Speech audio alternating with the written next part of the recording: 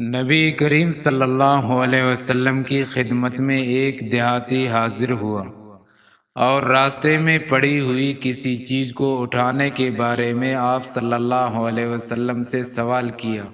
آپ صلی اللہ علیہ وسلم نے ان سے فرمایا کہ 1 سال تک اس کا اعلان کرتا رہا، پھر اس کے برتن کی بناوٹ اور اس کے بندھن کو ذہن میں رکھ۔ اگر کوئی ایسا شخص آئے جو اس کی نشانیاں ٹھیک ٹھیک بتا دے تو اسے اس کا مال واپس کر دے، ورنہ اپنی ضروریات میں خرچ کر۔ صحابی نے پوچھا، یا رسول اللہ صلی اللہ علیہ وسلم، ایسی بکری کا کیا کیا جائے جس کے مالک کا پتہ نہ ہو؟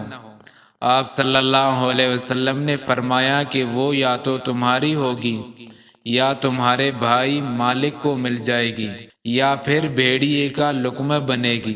صحابی نے پھر پوچھا، اور اس اونٹ کا کیا کیا جائے جو راستہ بھول گیا ہو؟ اس پر رسول اللہ صلی اللہ علیہ وسلم کے چہرے مبارک کا رنگ بدل گیا۔ آپ صلی اللہ علیہ وسلم نے فرمایا، تمہیں اس سے کیا مطلب؟ اس کے ساتھ خود اس کے کھر ہے جن سے وہ چلے گا، اس کا مشکی سے ہے، پانی پر وہ خود پہنچ جائے گا اور درخت کے پتے وہ خود کھا لے گا۔